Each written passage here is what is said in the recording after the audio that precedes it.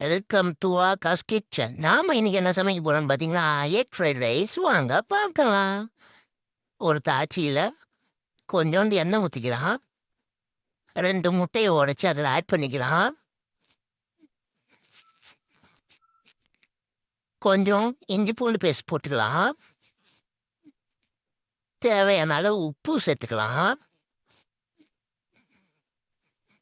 இதை நல்லா வதக்கிக்கலாம்.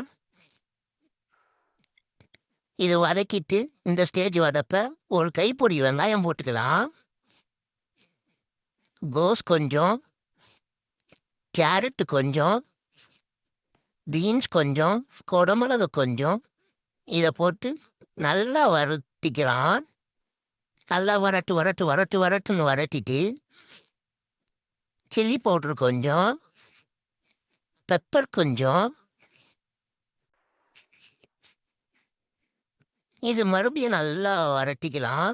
வதக்கிட்டு இப்போ ஆற வச்சு எடுத்த ஒயிட் ரைஸ் ஆட் பண்ணிக்கலாம்.